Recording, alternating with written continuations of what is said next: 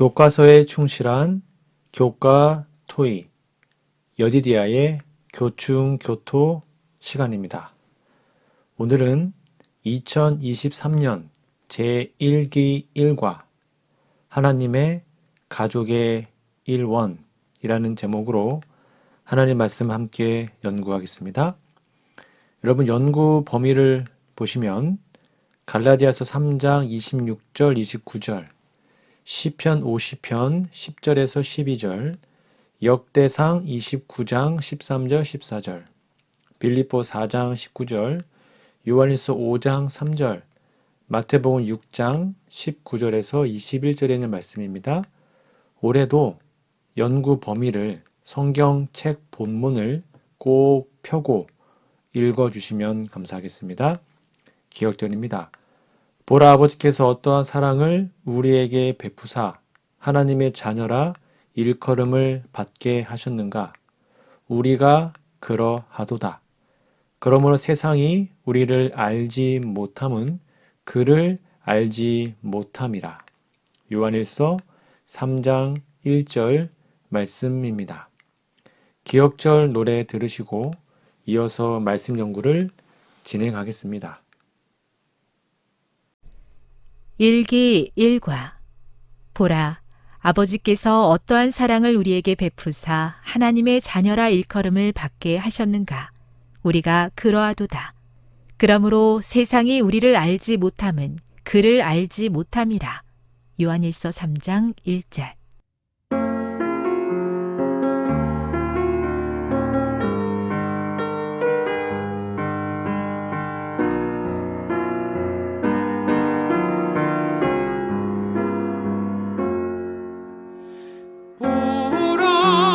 아버지께서 어떠한 사랑을 우리에게 베푸사 하나님의 자녀라 일컬음을 받게 하셨는가? 우리가 그러하도다. 그러므로 세상이 우리를 알지 못함은 그를 알지 못함이라. 요일 3장 1절. 1월 1일 일요일입니다. 제목은 우리는 하나님의 가족의 일원. 교과서 질문해 보시면 이러므로 내가 하늘과 땅에 있는 각 족속에게 이름을 주신 아버지 앞에 무릎을 꿇고 비노니. 에베소서 3장 14절 15절. 이 구절에서 어떤 이미지가 떠오르는가? 그것을 통해 어떤 소망을 발견하는가? 여러분 답을 한번 적어 보시기 바랍니다. 하나님은 온 우주 모든 족속의 하나님이시며 우리의 아버지라는 것이 떠오릅니다. 우리가 그분의 아들, 딸, 그분의 자녀이기 때문에 우리는 마침내 아버지 집에 함께 살 것입니다. 밑에 있는 두 번째 질문입니다.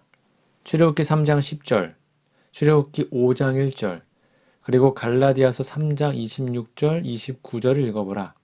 하나님이 우리와 어떻게 연결되어 있는지에 대해 무엇을 말하고 있는가? 이 사실이 우리에게 큰 힘이 되는 이유는 무엇인가? 여러분 다 읽어보시고 한번 답을 적어보시기 바랍니다. 네, 정답은 우리는 하나님의 백성이요 그분의 아들들이라고 말할 수 있습니다. 옆에 있는 묵상 질문입니다. 모든 사람이 서로를 가족처럼 여기는 세상을 상상해 보십시오. 어떻게 하면 우리 주위에 있는 모든 사람들을 형제 자매처럼 여기며 살 수 있을까요? 여러분의 답은 무엇입니까? 예수님이 없는 사람은 형제 자매가 아닙니다. 예수님 안에 있는 사람은 진정으로 하나님의 자녀이면서 다 형제 자매이죠.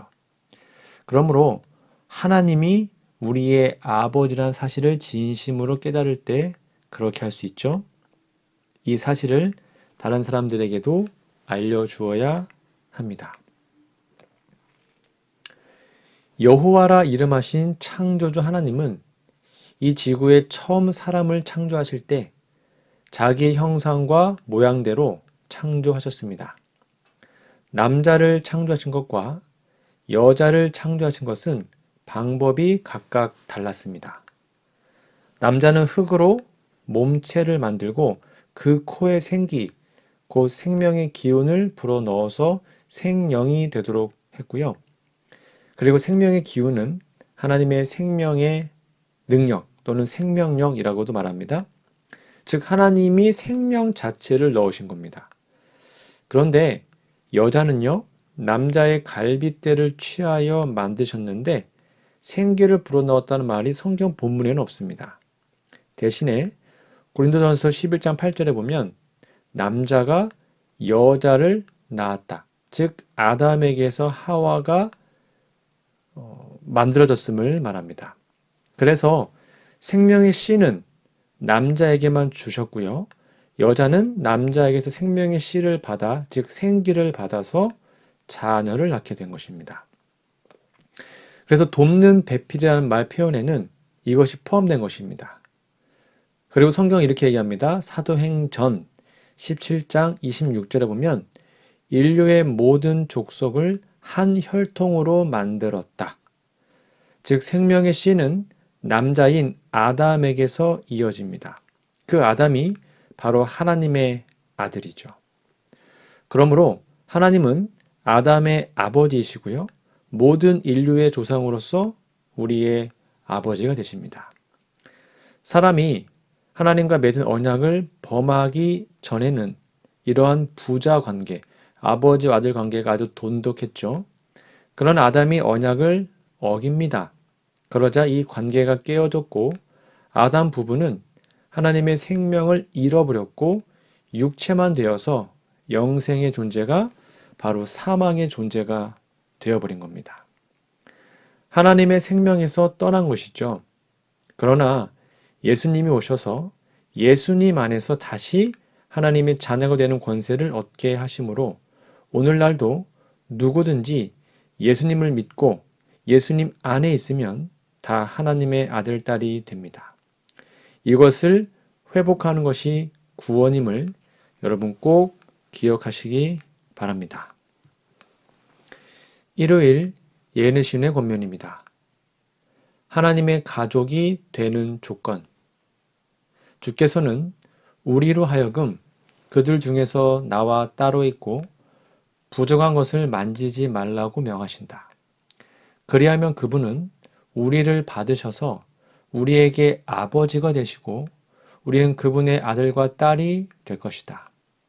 만일 우리가 하나님의 가족으로 받아들여지기를 원하며 하늘왕의 자녀가 되기를 원한다면 우리는 그분의 조건에 일치해야 한다.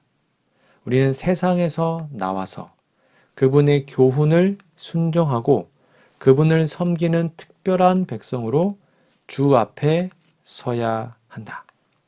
교회 증언 4권 109페이지에 있는 말씀입니다.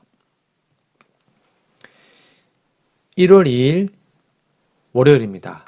제목은 모든 것의 주인이신 하나님.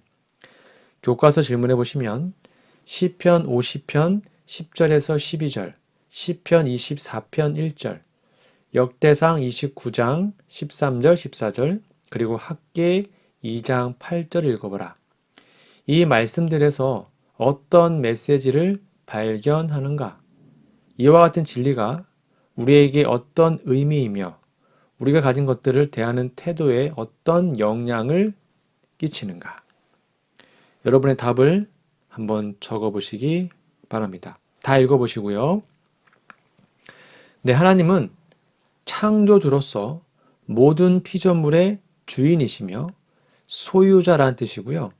그것을 인정하면 하나님의 것을 하나님께 감사함으로 드릴 것입니다. 옆에 있는 묵상 질문입니다. 역대상 29장 14절의 말씀 속에 어떤 아름다운 원칙이 담겨 있습니까? 그와 같은 원칙은 하나님과 또 우리가 소유한 것들을 향하여 어떻게 드러나면 좋겠습니까? 다 읽어보시고 한번 답을 적어보십시오. 네, 11금과 헌금을 충실히 드리고 구제하며 없는 자를 돕는 삶으로 드러낼 수 있어야 할 것입니다. 여호와 하나님은 창조주이시죠? 그분이 우주와 그 가운데 만물을 만드신 분이십니다. 그러므로 그분은 우주 만물이 다 자기 것이라고 말씀하십니다. 당연한 사실이죠. 여호와 하나님을 믿는 사람들은 이것을 당연하게 여기지만 그렇지 않은 사람들은 이것을 자연에서 저절로 된 것이라고 착각을 합니다. 그 말은 저절로 됐다? 즉 주인이 없다는 말과 같죠. 그냥 아무나 먼저 가지면 자기 것이 되는 것입니다. 그러나 창조주께서는 만물이 다 여호와의 것이라고 단언하십니다. 말라기를 통하여 하나님의 것을 도둑질한다고 꾸짖었는데요. 그것은 하나님께 드릴 11조와 헌물을 드리지 않는 것이라고 가르쳤죠. 십계명의 제8계명은 도둑질하지 말라는 것입니다. 도둑질은 남의 물건을 주인의 허락 없이 가져가서 사용하는 것이죠.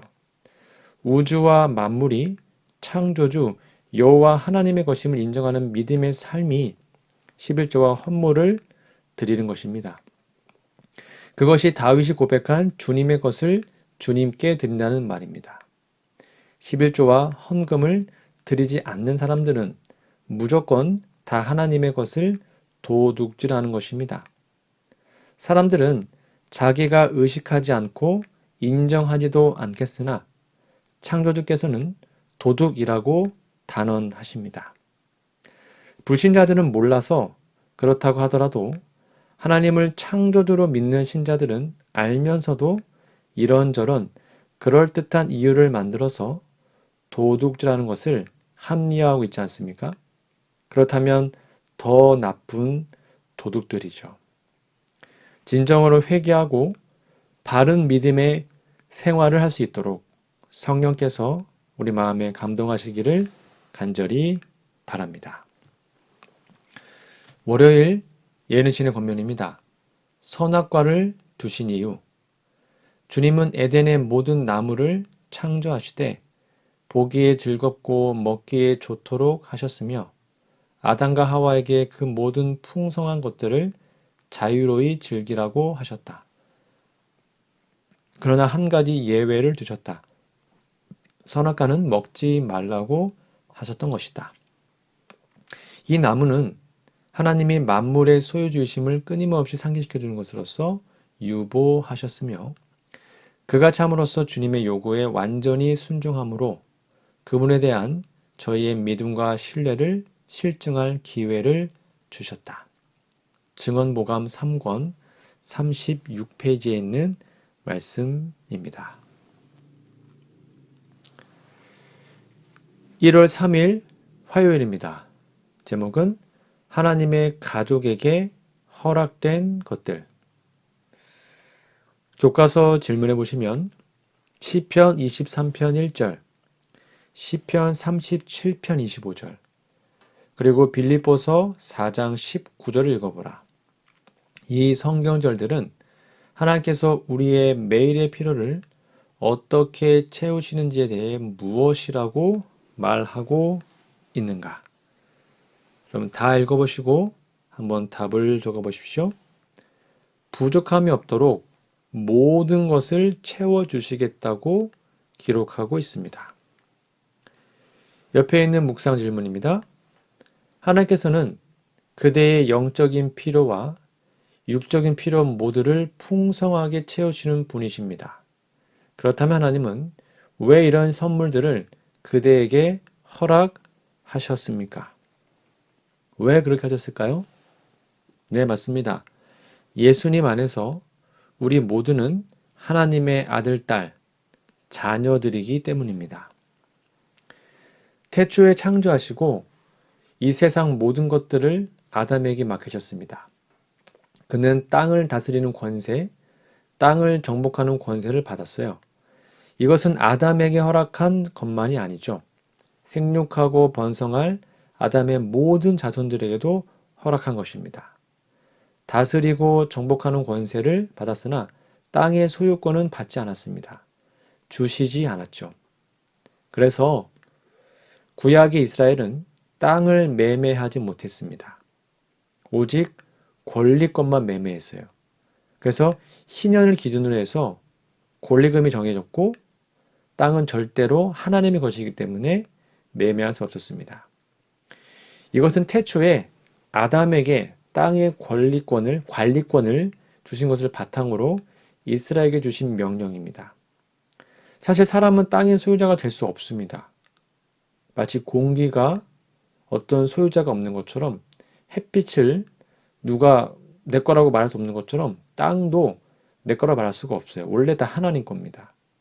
그가 죽으면 아무것도 소유하지 못합니다. 그냥 관리할 뿐이죠. 관리를 맡기신 창조주께서는 관리할 수 있는 모든 것을 주셨습니다. 예수께서 말씀하셨습니다.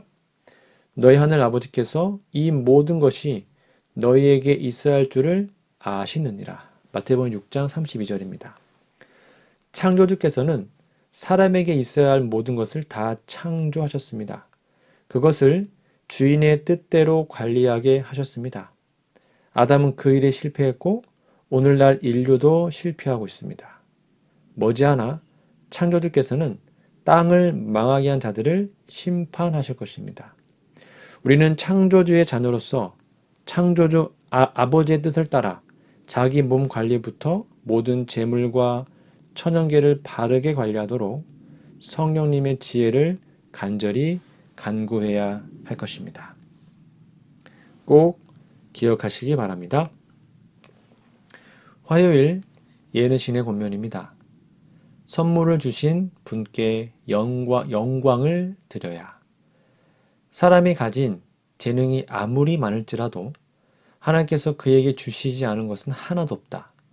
그리고 이와 같이 귀중한 그분의 은총의 표적들이 인정받지 못하거나 올바르게 활용되지 않을 때 그분께서 거두어 가질 수 없는 것 역시 하나도 없다.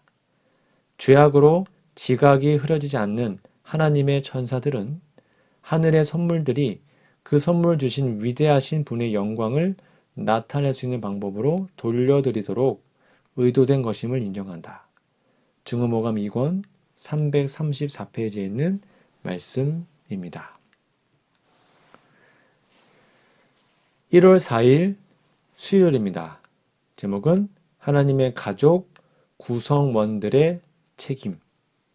교과서 질문해 보시면 신명기 6장 5절과 마태복음 22장 37절을 읽어보라. 이 구절들이 의미하는 것은 무엇이며 어떻게 그렇게 할 수 있는가? 여러분 답을 한번 적어보시기 바랍니다. 네, 하나님의 자녀가 되어서 자녀의 도리를 다하는 것인데 곧 생명의 도인 하나님의 언약의 열 말씀, 특별히 십계명을 준행하는 삶을 사는 것입니다. 밑에 있는 두 번째 질문입니다. 신명기 10장 12절 13절 그리고 요한일서 5장 3절을 읽어보라. 성경적으로 볼 때 하늘에 계신 아버지와 맺고 있는 사랑의 관계에 대한 우리의 합당한 반응은 무엇인가? 한번 읽어보시고 답을 적어보세요. 내 마음을 다하여 여호와를 사랑하는 것은 하나님의 명령과 규례를 지키는 것입니다. 그것은 무거운 것이 아닙니다. 옆에 있는 묵상 질문입니다. 하나님의 계명을 지킴으로 하나님의 사랑을 경험할 수 있다는 사실을 묵상해 보십시오. 그대는 그것을 어떻게 알 수 있습니까? 여러분 답을 한번 적어보세요. 네, 하나님을 사랑하면 하나님의 계명이 지켜지게 됩니다. 여러분 다 경험해 보셨죠? 누군가를 사랑하면 그 사랑하는 사람의 뜻대로 하고 싶어지지 않습니까? 성경은 육신의 생각은 하나님과 원수가 되나니 이는 하나님의 법에 굴복하지 아니할 뿐 아니라 할 수도 없다라고 로마서 8장 7절에 단언합니다. 즉 우리가 하나님의 법에 굴복하려면 육을 벗어야 합니다. 육신은 사망의 존재를 뜻하는 성경 용어입니다. 시편 78편 39절 저희는 육체뿐이라 가고 다시 오지 못하는 바람임을 기억하셨음이로다. 가고 다시 오지 못하는 존재가 육체 또는 육신입니다. 이들은 사망의 지배 아래에 있는 사망의 존재들이죠. 그들은 썩어져가는 구습을 따르는 옛 사람들입니다. 그들은 하나님의 법에 굴복할 수 없습니다. 사망의 존재는 썩는 것 외에 아무것도 할 수 없습니다. 도덕적으로 선을 행해도 그것은 썩는 것을 방지해 보려는 방부제이지 생명을 주는 것이 아닙니다. 사망해야 우리는 부활할 수 있습니다. 바울은 죄와 사망의 몸에서 누가 나를 건져내랴라고 탄식했죠. 그러므로 하나님의 계명을 지키려면 죄의 몸이 죽고 예수님 안에서 부활의 생명을 얻는 중생을 경험해야 합니다. 사람의 시작이 출생이듯이 영의 사람, 부활의 생명으로 사는 사람의 시작도 출생인데 그것을 중생 또는 거듭남이라고 말합니다. 이런 사람들은 육신에 있지 않고 영에 있는 사람들입니다. 이렇게 된 사람들을 그리스도인이라고 부릅니다. 이 사람들은 영의 생명이 하나님의 법을 따라 생활하는 것이 생리가 된 사람들입니다. 그들은 자기가 하나님의 계명을 지킨다는 의식이 없어도 지켜지는 상태에 있는 사람들입니다. 그들이 이 계명의 길을 벗어나면 불편하고 아파요. 건강한 몸이 병이 들면 불편하고 아픈 것과 같습니다. 이런 사람들에게 하나님의 계명은 무거운 것이 아니고 즐거운 것입니다. 거듭났다면 말이죠. 마음과 뜻과 힘과 성품을 다하여 하나님을 사랑하게 되는 것은 이렇게 우리가 영적인 존재가 될 때만 가능합니다. 그러므로 반드시 우리는 거듭나야 하죠. 여러분 기억하십시오. 거듭난 경험이 없는 교인은 그리스도인이 아닙니다. 교인일 수 있지만 성도가 될 수는 없습니다. 꼭 기억하시면 좋겠습니다. 수요일 예언의 권면입니다. 새 세상에서도 순종할 사랑의 율법. 그리스도의 죽음으로 그분을 세상 죄를 지고 간 하나님의 어린 양으로 가리킨 표상적 제도는 폐지되었으나 십계명을 통해 구체적으로 표현된 의의 원칙은 영원한 보좌와 마찬가지로 변치 않는다. 에덴 동산에서 생애의 큰 법칙으로 인류에게 알려진 그 원칙들은 회복된 낙원에서도 변치 않고 존재할 것이다. 에덴 동산이 다시 지상에서 꽃 필 때 태양 아래에 있는 모든 사람이 하나님의 사랑의 율법을 순종하게 될 것이다. 산상보훈 51페이지에 있는 말씀이었습니다. 1월 5일 목요일입니다. 제목은 하늘에 쌓아둔 보물. 교과서 질문해 보시면 마태복음 6장 19절에서 21절이 기록되어 있습니다. 그 성경 본문을 한번 읽어보시고요.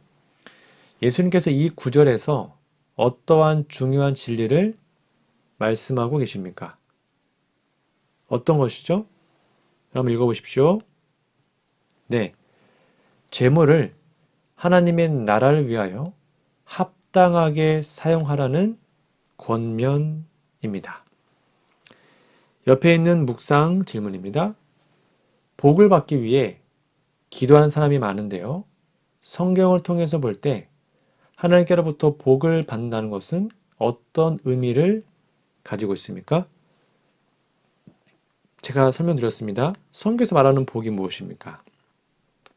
네, 성경이 가르치는 복의 근원은 영원한 생명입니다. 시편 133편 3절인데요. 헐몬의 이슬이 시온의 산들에 내린 같도다. 거기서 여호와께서 복을 명하셨나니 곧 영생이로다. 시편 133편 3절에 있는 말씀입니다. 성경이 가르치는 복은 근본적으로 영원한 생명입니다. 창조주 여호와 하나님께서는 사람을 창조하시고 복을 주시고 그들의 이름을 사람이라고 칭하셨죠. 즉 복을 주시고 라는 말은요, 영생의 생명을 주셨다는 말과 같아요. 그러니까 하나님께 받는 최고의 복은 영생입니다. 여러분, 사망의 세계에서는 복이 장수를 뜻합니다. 그러니까 오래 사는 것. 어차피 죽으니까. 그리고 사망의 세계에서는, 그러니까 우리가 말하는 일반적인 세상에서는 장수, 오래 사는 것, 또는 재물 얻는 것, 건강한 게 복이죠. 그렇죠? 아니면 덕을 쌓는 것. 그리고 마지막 복이 뭡니까? 잘 죽는 것입니다. 그게 세상이 말하는 복이에요. 오래 건강하게 살다가 잘 죽는 것. 즉 어쩔 수 없는 죽는 세상이기에 잘 죽는 것도 마지막 복으로 여깁니다. 그러나 생명의 하나님께서 창조하신 사람은 영생하는 것이 기본적인 복입니다. 영생하는 나라는 행복과 평화만 있거든요. 거기에는 모든 눈물을 그 눈에서 닦아주시니 다시는 사망이 없고 애통하는 것이나 곡하는 것이나 아픈 것이 다시 있지 아니하리니 처음 것들이 다 지나갔음이러라. 다시 저주가 없다. 이것이 바로 생명이신 창조주 여호와 하나님께서 이 세상을 창조하실 때 주신 복의 내용입니다. 이 영생의 생명을 얻으면 모든 좋은 것이 그 안에 다 따라옵니다. 귀한 복, 영생의 복, 여러분 새해 복 많이 받으시기 바랍니다. 목요일 예능신의 권면입니다. 하늘의 보물을 쌓는 안전한 투자. 하나님께서 우리의 보화를 요구하실 때는 그 양이 얼마가 되든지 즐거이 반응하면 그 헌물은 그분에게 성별된 예물이 될 것이며 그것을 드린 사람에게는 좀이 쓸지 못하고 불이 사르지 못하며 도적이 부수고 들어와 훔칠 수도 없는 하늘의 보물을 쌓아두는 것이 된다. 이 투자는 안전하다. 이 돈은 구멍이 뚫리지 않는 전대에 넣어진다. 이것은 아주 안전하다. 교회증언 4권 78페이지에 있는 말씀입니다. 오늘은 2023년 제1기 1과 하나님의 가족의 1원이란 제목으로 함께 말씀 나눴는데요. 여러분 성경 연구 범위 본문을 꼭 읽어주시고 기억절도 노래로나 아니면 그냥 음성으로 외워주시면 감사하겠습니다. 오늘 말씀을 다시 한번 정리해드리면 우리는 하나님의 가족이죠. 하늘아버지 그리고 예수님, 우리 모두 한 형제 자매입니다. 하나님 우리의 창조주이시며 구원주이시며 영생주가 되십니다. 하나님은 모든 것의 주인이죠. 그리고 하나님의 선물은 예수님, 그리고 구원, 영생입니다. 그럼 우리의 책임은 무엇입니까? 영원한 생명을 얻었으니 이제는 하나님의 법에 순종하는 것이죠. 하나님을 사랑하고 이웃을 사랑하는 것입니다.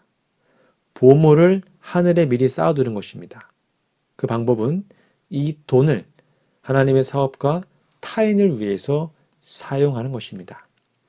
가족에게 가장 필요한 것은 사랑입니다. 우리는 하나님의 대가족으로서 사랑하며 살아야 됩니다. 하나님의 것을 가지고 사랑하며 나누며 살아가는 우리 모두가 되기를 간절히 바랍니다. 다음 주에는요, 제1기 2과 하나님께서 우리와 맺으신 언약이라는 제목으로 하나님 말씀을 함께 연구하도록 하겠습니다. 우리 기도하고 마치겠습니다.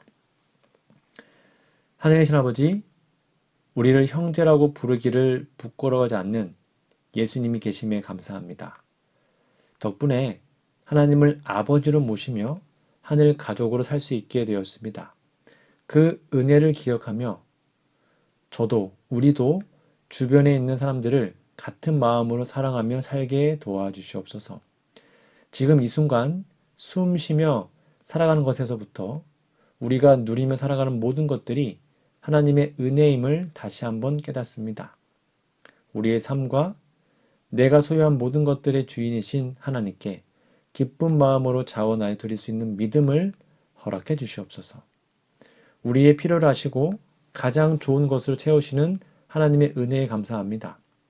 하나님의 거저 주시는 은혜를 받은 자로서 하나님의 뜻에 따라 그것들을 관리하며 사용하는 지혜로운 청지기가 되게 해 주시옵소서. 하나님의 말씀을 들을 뿐만 아니라 삶을 통해 실천함으로 하나님을 사랑하는 저의 믿음, 우리의 믿음을 나타내 보이고 싶습니다. 구원의 조건으로서가 아니라 구원해 주신 하나님의 사랑에 대한 반응으로서 하나님의 말씀에 순종하게 해 주시옵소서.